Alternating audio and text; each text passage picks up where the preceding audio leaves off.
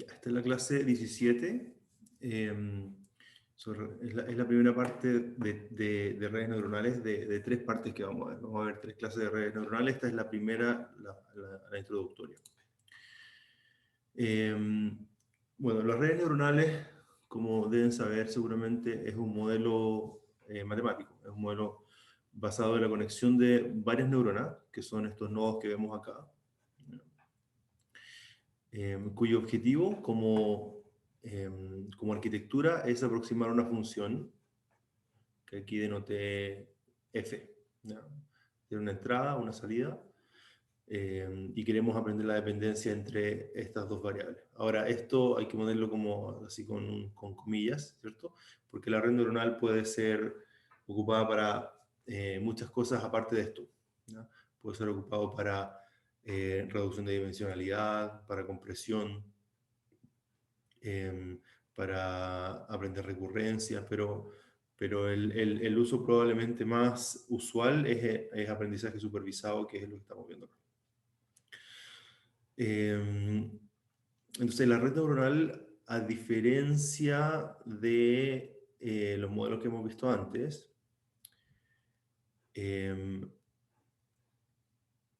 recibe los datos crudos, ¿ya?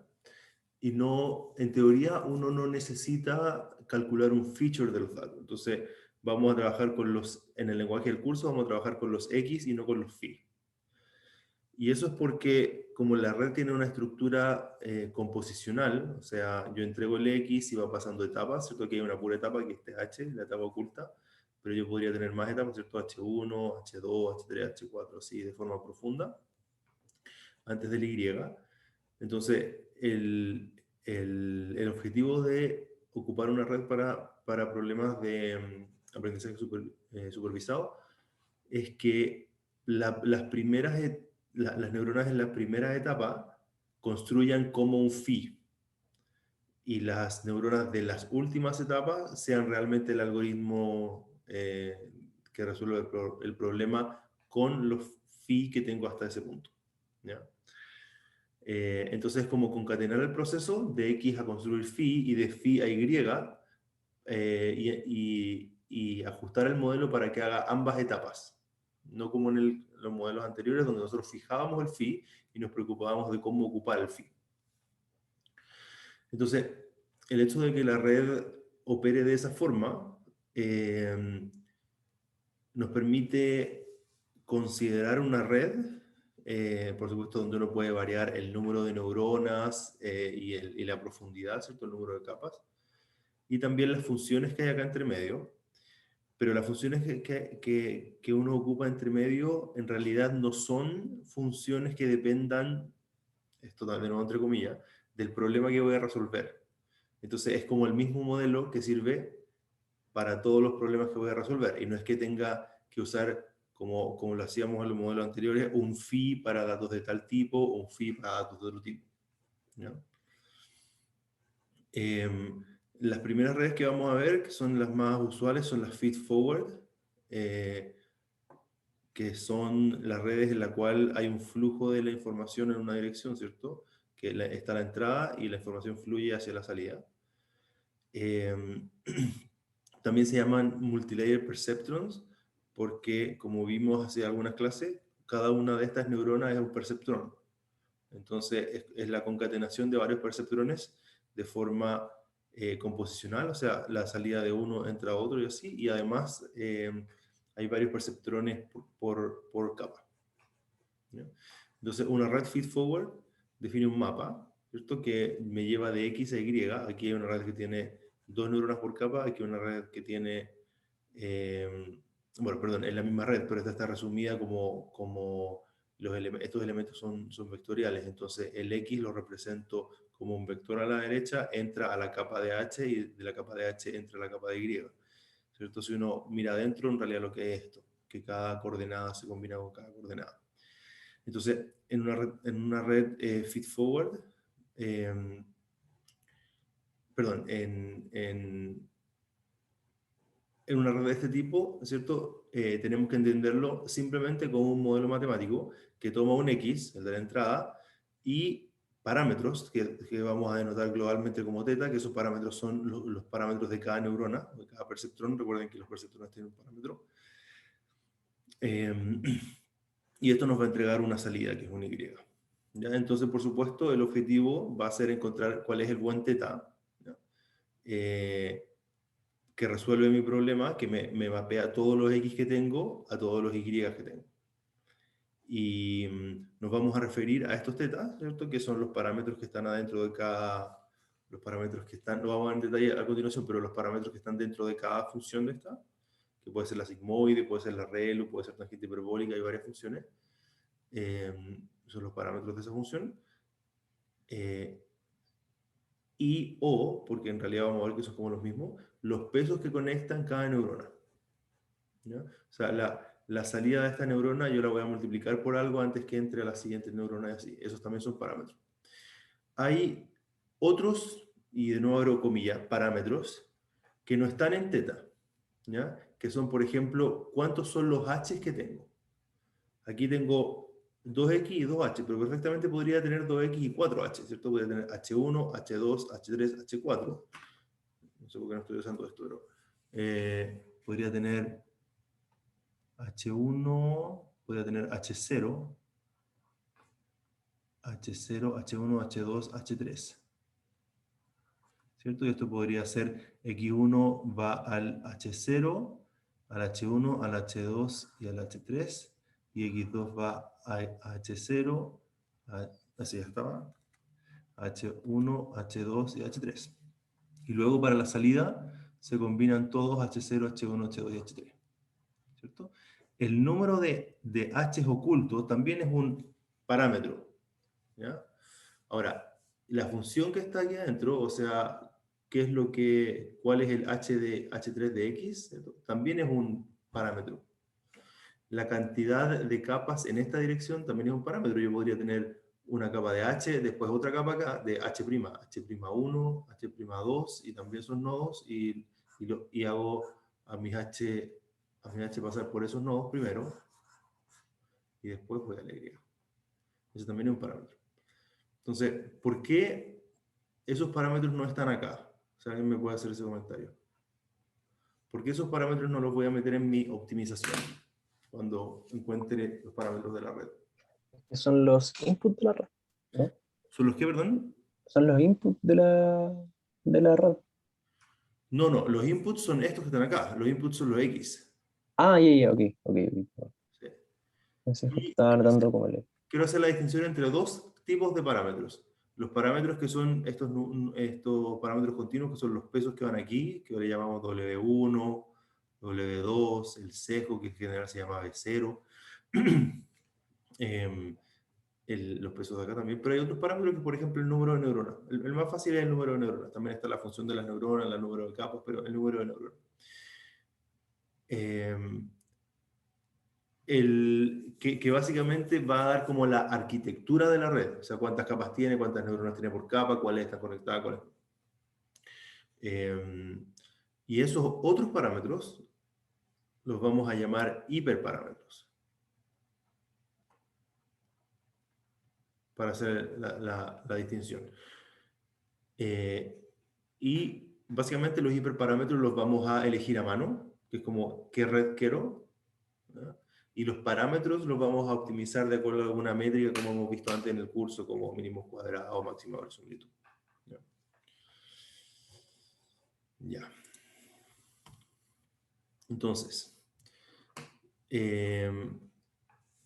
como vimos recién, si tenemos una red que tiene de este tipo, ya tenemos X1, X2, y ese va acá, ¿cierto? Ahí, ahí, ahí, y después este va acá, acá, ahí, y después puedo tener 3, ¿cierto? Así, así, así, y después 2 de nuevo, y después 1. Ese es mi Y. ¿Ya? Cada uno de estos elementos es un perceptrón.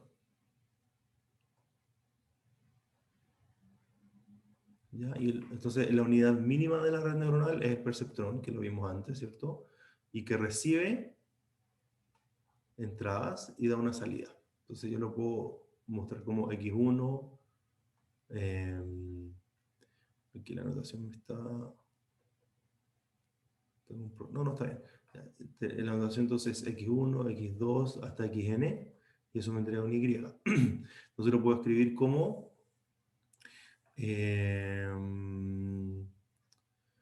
lo puedo escribir como... Voy a cambiar la anotación un poco para estar de acuerdo a la slide. H. ¿No? Esto lo puedo escribir como H igual F de U, donde U es una combinación lineal de las entradas. ¿Ya? Entonces esto que está aquí es igual a F de X1 por W1 más X2 por W2 más XN WN más un bias. Entonces, de esta forma, esta función del perceptrón, si se dan cuenta, es fija, no tiene parámetros, porque todos los parámetros están antes. La entrada está ahí y cada entrada lo multiplico con un peso antes de entrar a la neurona. ¿Ya? Entonces, cada entrada tiene su propio peso, X1 por W1, X2 por W2, X3 por W3, así hasta XN por WN, y todo eso entra a la neurona, que es entrar al F, incluyendo un bias, que no depende de la entrada, que es un parámetro constante que está en el aire que entra. Y esta suma ponderada se le aplica el perceptrón, ya que voy a llamar F, y eso me da un H. Y este H, pensemos que esta neurona roja es la que está ahí, ¿cierto? Tiene todas sus entradas con sus pesos, entrega un H, y ese H, bueno, va a ir ahora, tiene esa entrada ahí, ¿cierto? Y su H va a ir ahora a esa neurona y a esa neurona. ¿Ya? Entonces así podemos analizar un poco más la red viendo cada elemento por separado. Entonces, ahora la pregunta es, ¿quién es el F? El F se llama función de activación. ¿Ya? Que es en analogía burda a las neuronas naturales. Básicamente lo que está pasando con esta unidad es que está recibiendo un estímulo. ¿Ya? Ese estímulo son las salidas de las otras neuronas. ¿Ya? Y ese estímulo lo representamos como X1W1, X2W2, X3W3, así. Y la neurona, si es que los X1, X2, X3, X4, hasta XN cumplen con cierta propiedad, entonces esta neurona va a disparar también.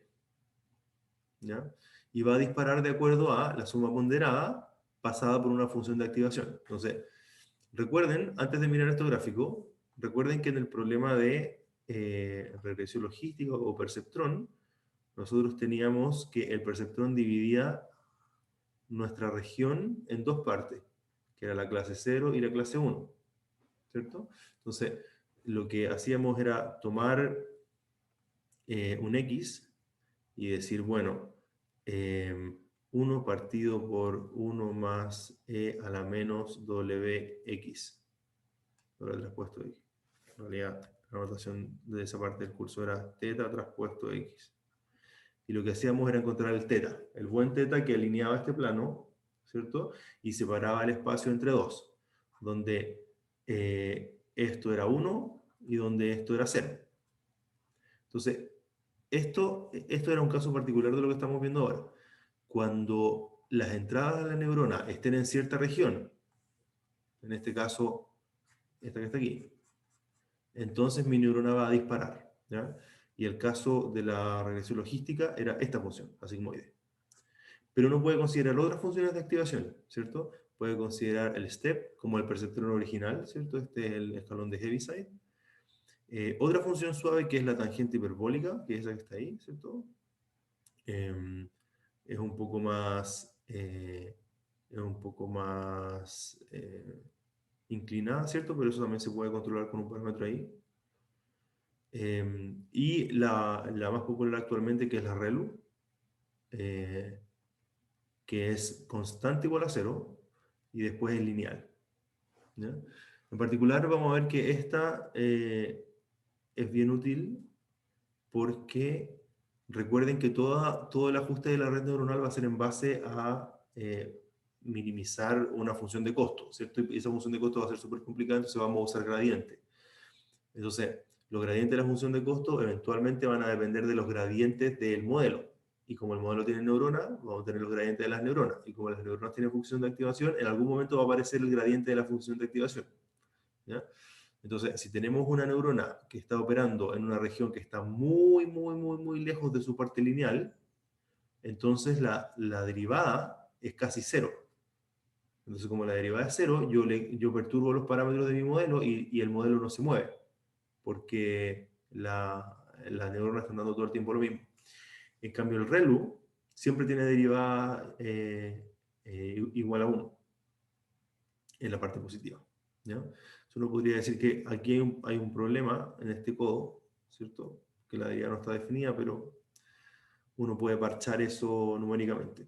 ¿Ya? Si estoy suficientemente cerca de 0, digo ya que la derivada es 0. O es 1, no sé, depende.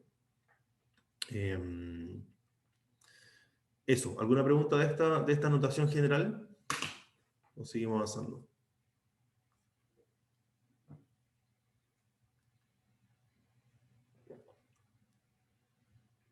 En verdad, profe, no de la anotación, pero sí, o sea, igual se refiere un poco, pero si pudiera como ampliar un poco cuándo es más recomendable usar cada una de estas funciones de activación, o si igual lo vamos a ver un poco más adelante. Eh, a ver, salvo casos de juguete, yo no usaría nunca el step, por lo que acabo de decir, porque no es derivada, o sea, la derivada es constante en todas partes, ¿ya? Casi en todas partes. Por lo que dije recién de la derivada, ReLU anda bien, ¿ya? Pero más allá de eso, es imposible decir para qué tipo de problema sirve cada cosa. Por definición, claro. Eh, o sea, como que uno solamente decide en términos globales del optimizador. ¿Ya? Eso. Ya. Entonces ahora veamos una red neuronal en particular, o sea, un ejemplo, perdón, que es cómo podemos emular el operador XOR. Para los que no han escuchado este operador, el XOR, este es un operador lógico. XOR significa O exclusivo, exclusive OR. Y está definido de la siguiente forma. Cuando tengo dos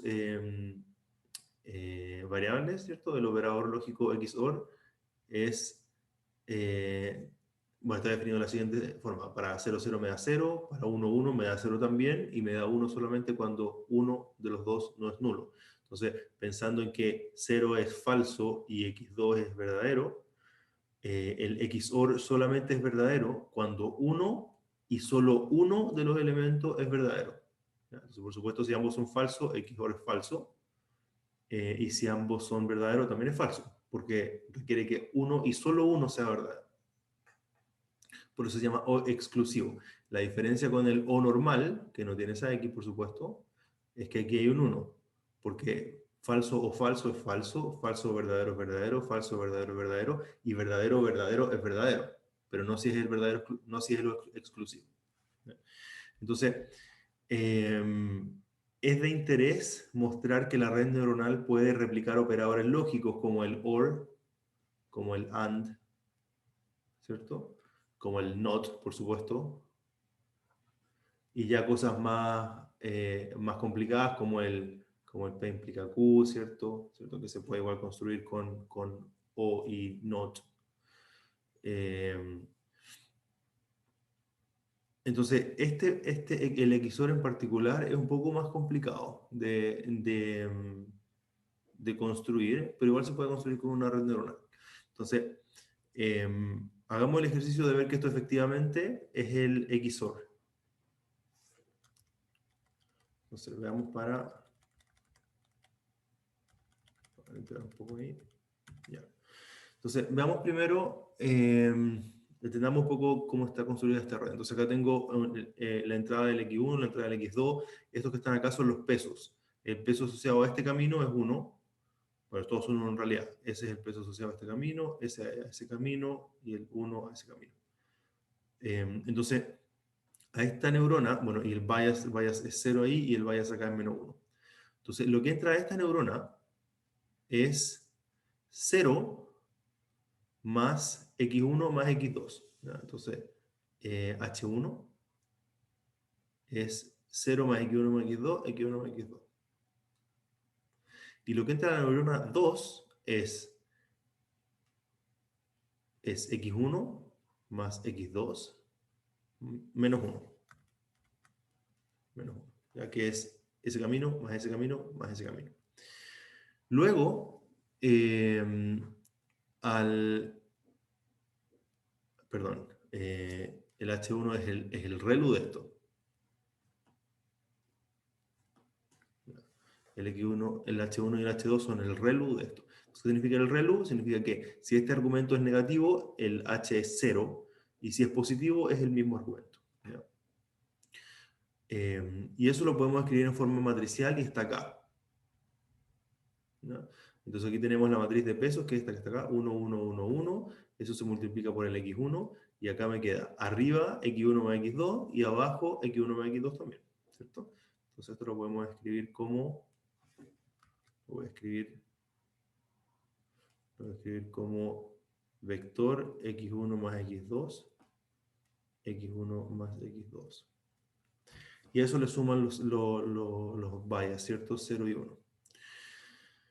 Y eso lo vuelvo a pasar por un ReLU, perdón, y la salida de esto ahora la multiplico, la primera salida por un 1 y la segunda salida por un menos 2. ¿Ya? Y eso lo vuelvo a pasar por un ReLU. Entonces veamos los casos particulares. 0, 0. Cuando x1 es 0 y x2 es 0, entonces esto que está acá me da 0. 0, 0, ¿no? Porque esto es 0. Entonces, este ReLU es el ReLU de 0, menos 1. Pero el ReLU de menos 1 es 0. Entonces, esto es el vector 0, 0. Y el ReLU, perdón, 0, 0. Y 0, 0, en producto punto con 1 menos 2, de nuevo es 0. Y ReLU de 0 es 0, entonces esta ya está bien. Ahora vamos a ver estos dos casos y los vamos a ver al mismo tiempo porque en realidad son lo mismo. ¿Ya? Porque que x1, que esto sea 0 y esto sea 1, o que esto sea 1 y esto sea 0, es exactamente lo mismo porque esta matriz son puros 1. Entonces, lo voy a expresar así. Si uno de estos elementos es 0 y el otro es 1, entonces esto va a ser, esto va a ser 0, 1, 1, esto va a ser un 1, 1. Esto va a ser un 1, 1. ¿Cierto? Porque si esto es 1, 0, producto punto me da un 1 acá, me da allá, y si es al revés, exactamente lo mismo. Ya. Esto es un 1, 1. 1, 1 más 0 menos 1 es igual a... voy a borrar esto acá.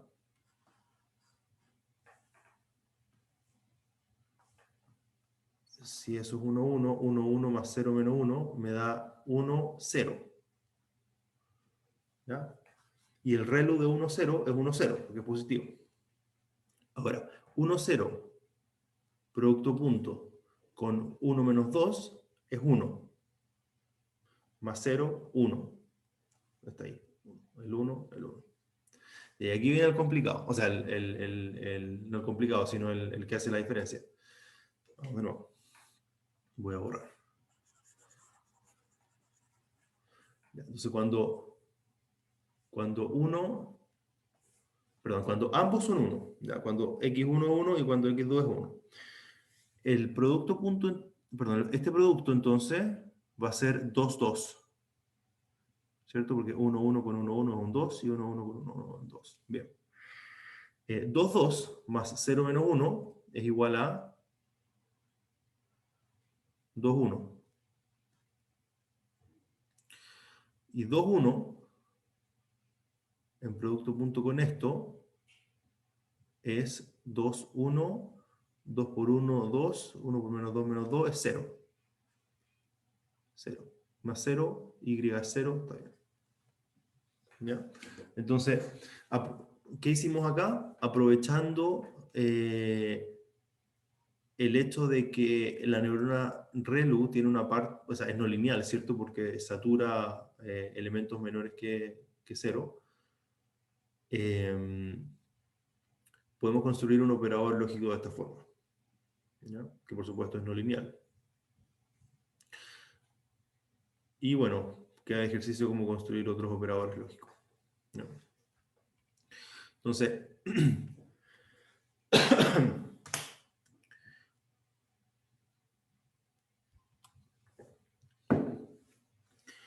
ahora viene la pregunta si podemos construir algo más difícil, ¿cierto? Entonces uno podría decir, bueno, con puros operadores lógicos puedo construir expresiones más y más complejas. Entonces, un conjunto de perceptores conectados entre sí, ¿cierto? Forman arquitecturas capaces de resolver problemas más complejos. Ojo que acá no estoy hablando todavía de profundidad. No estoy hablando todavía de profundidad, ¿ya? Entonces, simplemente estoy hablando de x1, paso 2 o 3h, y voy al y. Estoy hablando de agregar más perceptrones así. Estoy hablando de ancho, no estoy hablando de profundidad. Entonces, veamos este teorema. Este teorema se llama UAT, Teorema de Aproximación Universal. Entonces, si tenemos una función objetivo f estrella, ¿ya?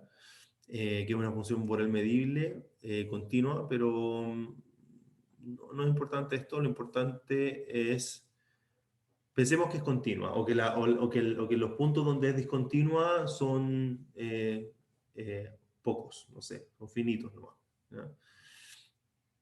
Entonces pensemos que la función se comporta bien. Cualquier función que vamos a querer replicar, básicamente. Una función que vamos a encontrar entre objetos naturales. O sea, objetos del mundo real me refiero, ¿ya? Entonces pensemos que f es la función que queremos replicar, que relaciona nuestras fotos con la etiqueta perro gato, ¿cierto? O que relaciona la vibración de un motor con ese falla o no falla, ¿no? Y además consideramos una función de activación f que es acotada, no polinomial, ¿no? Entonces, para todo epsilon que yo me dé, ¿cierto?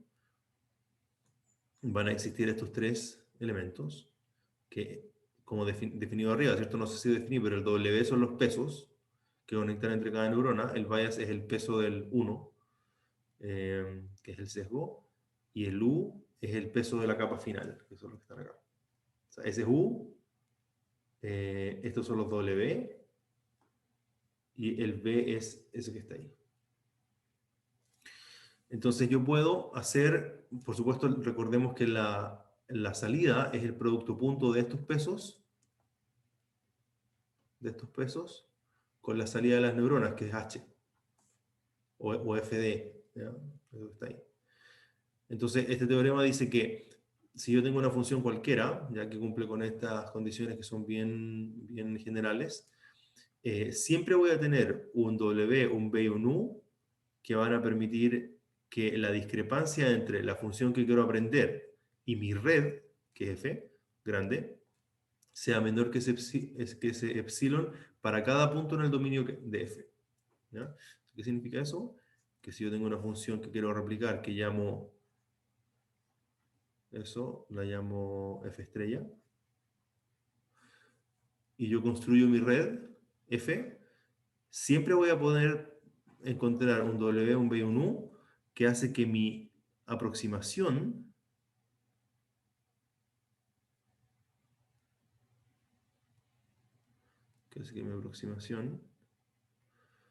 eh, sea puntualmente, o sea, esa diferencia es menor que epsilon, ¿ya? Toda la diferencia que está ahí entre cada parte.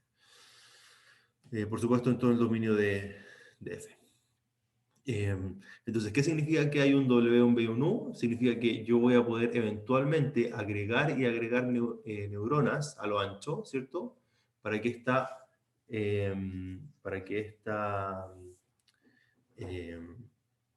aproximación se parezca más a la función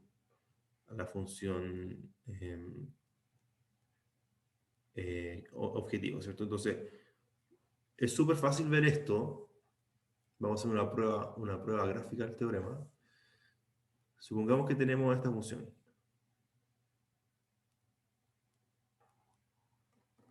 ¿Ya? Más fácil. Y nuestra función de activación, esta no polinomial, o sea, acotada no polinomial, digamos que es un escalón. Un escalón. ¿Ya? Con ese bias y con el W que tengo acá, lo que estoy haciendo es que si bien la función de activación no tiene parámetros, pero yo, cuando tengo una neurona que tiene una función de activación y le paso los X cada uno con su W, y además le paso un bias, o sea, que es un 1 con un peso B, estoy modificando la función de activación y estoy permitiendo que la función de activación se corra un poco, ¿cierto? Por el bias, y que además tenga una altura variable por estos pesos que están aquí. ¿Ya? Entonces, yo esta función la puedo aproximar por ese escalón más este escalón, ¿cierto? Que al agregarlo va a quedar aquí, más ese escalón más chiquitito, más ese escalón más grande. Aquí puedo poner un escalón negativo, ¿cierto? Para abajo. Entonces, voy achicando ahí, me queda así. Después vuelvo a poner uno positivo así, después del positivo así, después me vuelvo a achicar, me vuelvo a achicar, me vuelvo a achicar. Aquí pongo un escalón del ladito chico, después me vuelvo a achicar, achicar, achicar. Y si logro incorporar suficientes escalones, esta diferencia, eso que está ahí, eso, eso, eso, eso, eso, eso, eso. Esa diferencia la puedo ir haciendo cada vez más y más y más pequeña. Entonces, en este caso, por ejemplo, si la función no hubiese tenido una discontinuidad, no es problema, porque estoy usando el escalón, que también es discontinuo. Pero si estoy usando una función que es suave, bueno, ahí tendría que usar varias funciones en la parte de discontinuidad, pero lo puedo hacer igual, ¿no? Basta con que llegue a un error menor que epsilon. Entonces es claro como que la red tiene que ser cada vez más complicada, donde más complicado es tener más neuronas, ¿cierto? Cada vez más complicada para poder replicar mi función. Entonces, si bien este teorema dice que existe una red con cierta cantidad de neuronas y pesos apropiados y sesgos apropiados que resuelven mi problema, perdón, que va a aproximar una función, eso no resuelve mi problema, ¿ya? Principalmente por dos hechos que están acá. O sea, en primer lugar, que el teorema diga que existan esos pesos no quiere decir que yo los pueda encontrar, esos pesos, ¿no? Entonces, no sé cómo encontrar esos pesos, encontrar la cantidad de neuronas. Y además que nos da una cota para las neuronas necesarias. O sea, claro, infinitas neuronas seguramente es difícil de implementar, ¿no? Entonces, vamos a complejizar la red no solamente en su ancho, sino que también en su profundidad. No solamente vamos a considerar redes que tienen varias neuronas en una capa, así como lo que estábamos diciendo acá, ¿cierto? Como eso, sino que también va a tener varias capas. Entonces, ya no va a ser de X a H y de H a Y, sino va a ser de X a la capa H1, a la capa H2, a la capa H3, así hasta la capa HL. Y de la capa HL vamos a ir a la salida. Entonces, para eso vamos a usar la siguiente notación. Vamos a seguir denotando H como activación de capa, ¿cierto?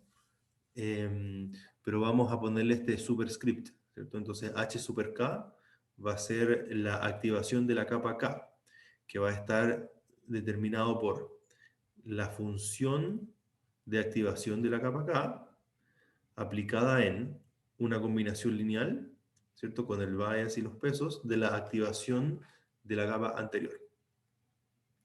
Y la capa final, Y, es simplemente una función de activación G, que es distinta de la otra, por la combinación lineal de la salida de la última capa. Entonces noten que acá la notación es por capa, no es por neurona.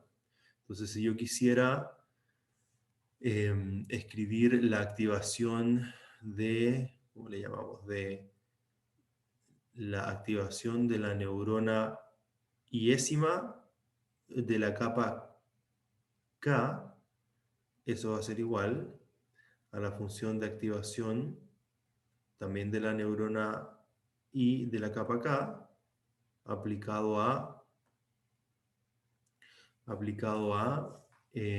bueno, lo mismo que está acá, ¿cierto? Está bien.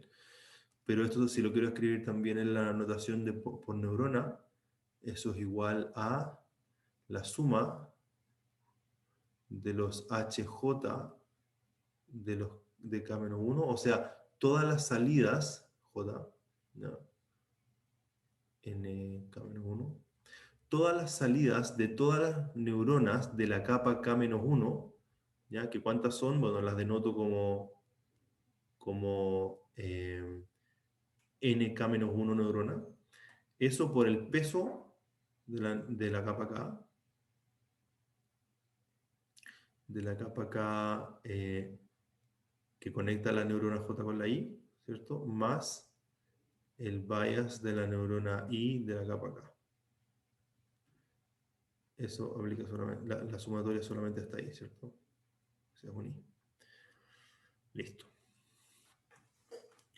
Y G, bueno, ya les dije, es la función de activación de la capa de salida, que puede ser distinta a las funciones de activación de las otras capas, ya vamos a ver por qué.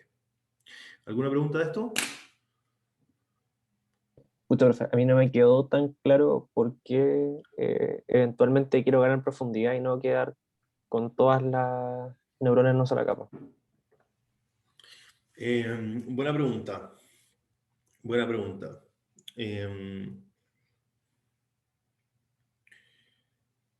No. A ver. No es evidente que más capas es mejor que una neurona que una red más ancha. O sea, no es evidente. ¿Ya?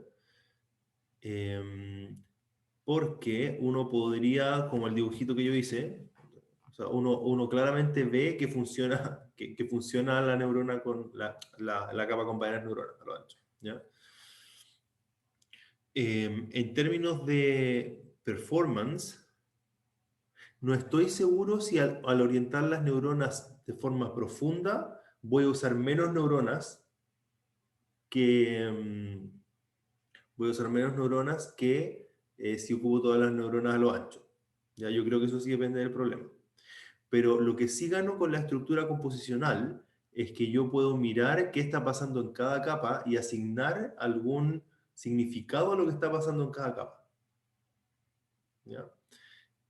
Por ejemplo, si tengo imágenes,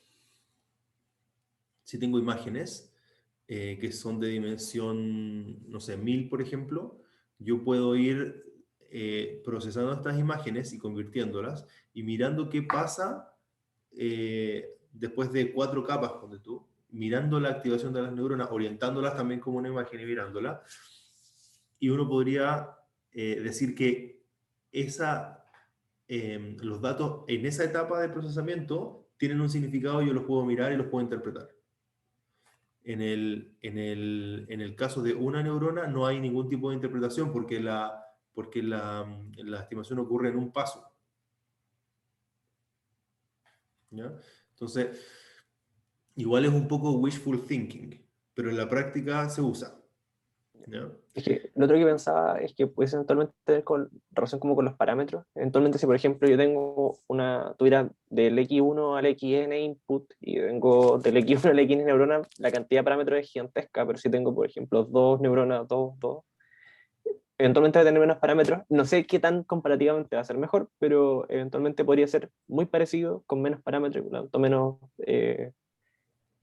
parámetros que ajustar. Sí, yo tomando tu punto, yo diría que hay más parámetros, porque ¿Hay más parámetros? imagínate que tienes mil inputs. ¿Ya? ¿No? Si tienes 1000 inputs, tienes 1000 inputs y tienes después 1000, ponle 1000 acá también. Ya tienes 1.000.000 de parámetros. O sea, 1000 por 1000, cada todos juntados con todos, tienes 1.000.000 de parámetros. Pero si tienes más capas, eso se va repitiendo. ¿Sabes? Entonces, por supuesto, en el caso que yo bajo de 1000 a 2, claro, ahí tengo 2000 parámetros y no pasa nada, ¿cierto? Pero si tengo 1000 y después tengo 500 y después tengo 100 y después tengo 100 y después tengo 100 y después 100 y 100 y 100, cada par de 100 me va a generar 10.000 parámetros. Claro, claro. Entonces, ahora, por eso es súper importante encontrar técnicas de entrenamiento que eliminen conexiones entre neuronas. Entonces, vamos a ver que hay una técnica que cuando entrena lo primero que hace es verificar si tiene sentido que dos neuronas estén conectadas y si no, elimina esa conexión. Eso es como el dropout, ¿no? Eso es otro paut, sí. El dropout. Ya. Ya, sí, súper. Y bueno, Parece lo de la interesante. composición, por ejemplo, yo puedo cortar la red y ocupar lo que la red hizo hasta acá y meterla a otro algoritmo. Ya, Por ejemplo, podría decir, claro. mira, sabéis que no me está funcionando bien esta última capa, pero los features, las características están buenas, así que voy a bajé la dimensión de la imagen de aquí, de 1000 a 30, entonces este 30 lo voy a meter a un support vector machine que no le podía meter los 1000. Esa es Claro. otra ventaja. Eh, Pero no sé si es que, por caso que puede que también me escapando, pero con respecto, en este mismo contexto, puede que sea una pregunta tonta, pero ¿qué, como qué objeto matemático sería la red neuronal? ¿Es una función? ¿Es un conjunto? ¿Es una composición de funciones? Y dada, por ejemplo, porque no sé, o no sé, pues yo miro el gráfico y digo, bueno, es un gráfico dirigido, pero eventualmente eso no está dando como cuenta las propiedades, solamente una representación de la misma. Y el otro día me quedo con esa pregunta y en verdad, no sé si es importante siquiera, pero Sí, o me sea, hizo... al final de la clase iba a comentar algo en esa dirección, pero sí, o sea, respuesta corta, la red neuronal es un modelo matemático que tiene una estructura súper clara, que es Y igual F de W transpuesto X, ¿ya? Esa es de una capa. Em, Ahora, yo lo que puedo hacer es decir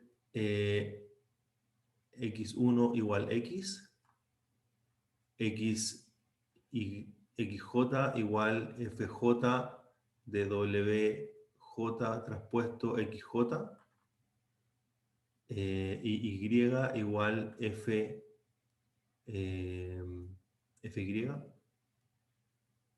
de WNXN.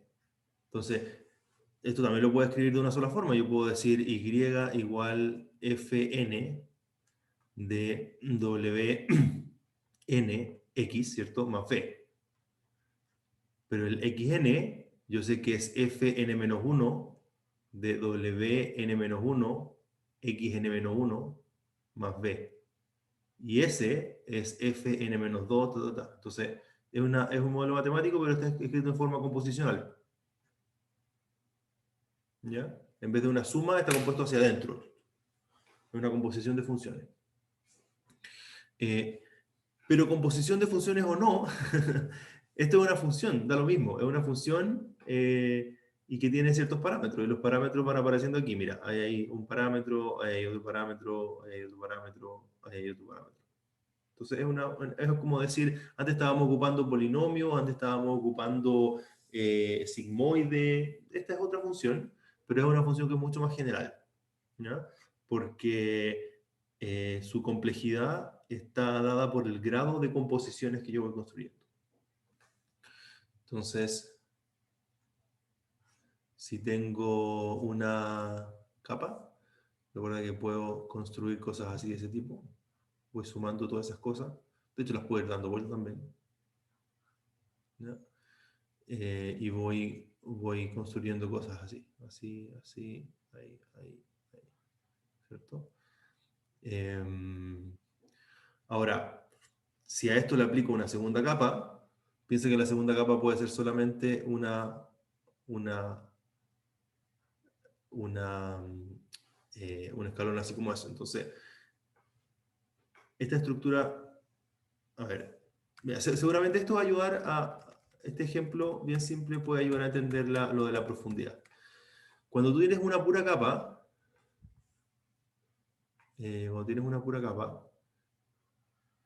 todas las composiciones son así, ¿cierto? Así.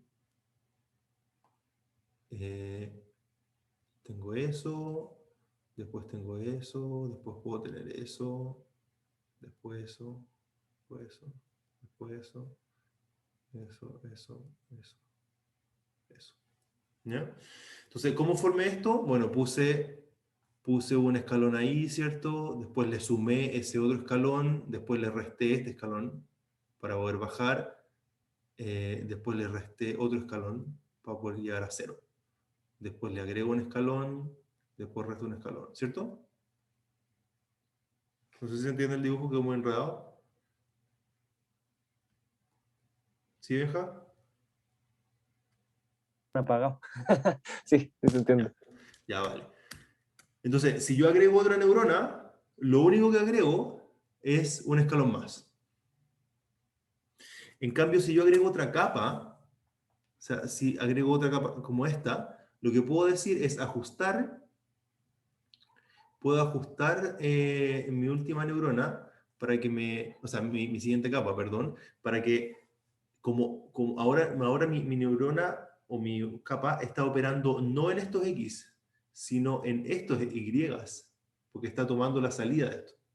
Entonces yo puedo ajustarla para que me dé un 1 solamente cuando esta salida es 2. Aquí tengo solamente ceros, unos y 2. ¿Ya? Entonces solamente cuando sea 2. Entonces en ese caso, la salida de la segunda capa es inmediatamente mucho más complicada.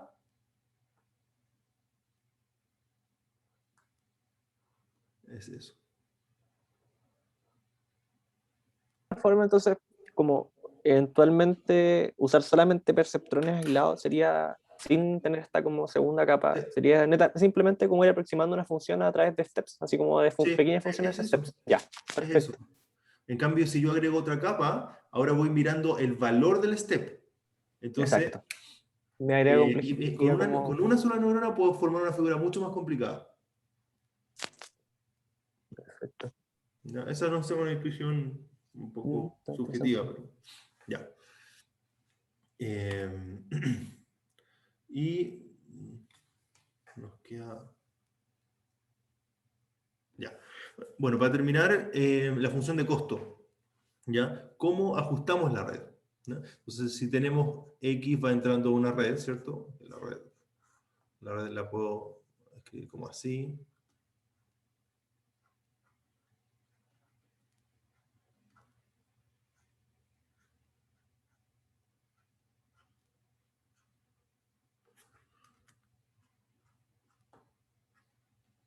¿Ya? Entonces, ¿cómo es la función de costo? Yo, por supuesto, ahora tengo que decir, tengo mis datos, y mis datos son XI, YI, y de 1 hasta N, ¿cierto?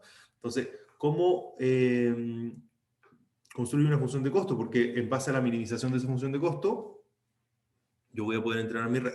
Entonces, por supuesto, hay ciertas funciones de activación que hacen que la función de costo sea muy, muy no lineal, ¿ya? Perdón, muy no lineal, muy no convexa. Entonces, ¿qué significa? Cuando a uno le gusta tener una función de costo así, no va a ser así, va a ser...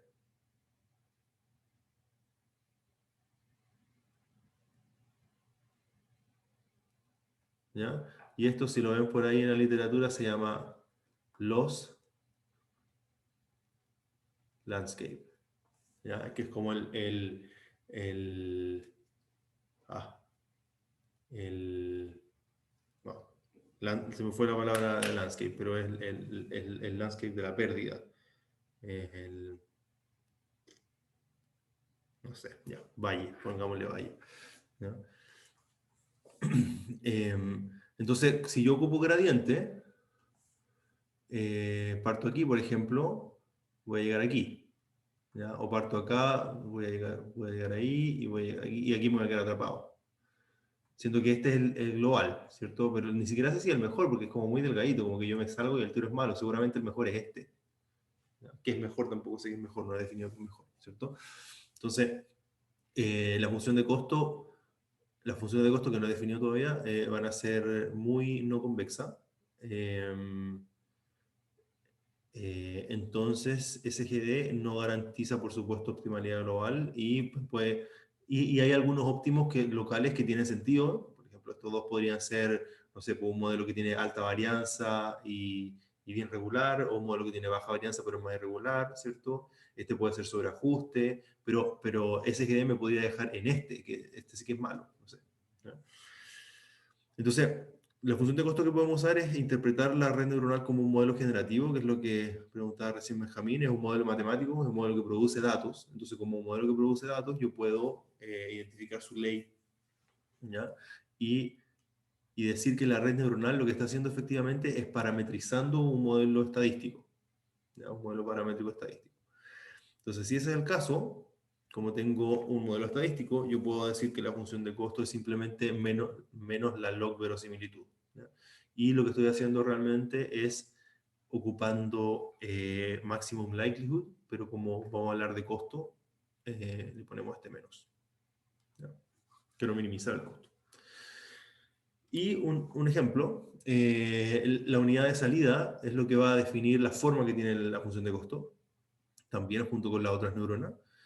Entonces esto es lo que les dije al comienzo. No sé si ahora viendo la red es un poco más intuitivo. Entonces, considerando que el proceso de la red hasta antes de la capa de salida, es posible interpretar que la red está produciendo características, los phi, ¿cierto? Que luego son combinadas en la última capa para formar una salida.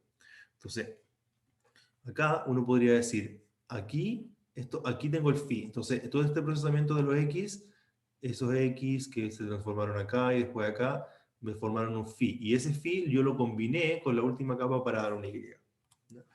Entonces, algunos tipos de salidas son la salida lineal, que es la que está ahí, que por supuesto esta se va a usar para problemas de regresión, ¿cierto? En particular, como estamos también diciendo que el modelo que sé que vamos a considerar la red como un modelo estadístico, entonces Y puede ser la media de un modelo con distribución gaussiana, que tiene esta forma, ¿cierto? Donde el Y gorro es la salida de una red neuronal. Entonces, un modelo que es estadísticamente simple, porque es una gaussiana, pero la media viene dada por una red neuronal que es bien complicada. Entonces, en ese caso, cuando yo aplico la función de costo que está dada por menos la log verosimilitud, es equivalente a hacer mínimos cuadrados en la salida de la red, como vimos en las primeras clases. Y después, para clasificación, podemos tener una salida sigmoidal, ¿cierto? Que básicamente es lo que estábamos haciendo para la regresión logística, pero esto que está aquí, en vez de que sea lineal, es la salida de la red. Entonces la red toma las imágenes de lo que estamos haciendo, en vez de aplicar la regresión logística para alguna base de datos de foto, como tengo perros y gatos. ¿Se acuerdan que yo les dije cuando vimos clasificación? Tengo una imagen de perro, voy a hacer con la imagen de perro, que son puros píxeles 0 y 1, producto punto, y eso lo voy a pasar a una sigmoide. Lo más probable es que eso no me divida el plano de la imagen entre perros y gatos. Pero si esa imagen la paso por una red neuronal, le bajo la dimensión, y la salida de esa red la paso por una sigmoide y ajusto la red de acuerdo, por supuesto, a mi criterio, ahí es mucho más probable que el problema, o sea, que la región inducida en el espacio de las imágenes sea efectivamente perros y no perros, ¿no? Y bueno, el softmax ya lo conocen también de esa misma clase, que es lo mismo que antes, pero para clasificación multiclase. Eso, justo 9:30. Esa es la primera clase de redes neuronales, que era notación. En la siguiente clase vamos a ver algunas estructuras y en particular cómo entrenar la red ocupando backpropagation, que es una clase bien importante. Eso, nos vemos la próxima clase. No sé si...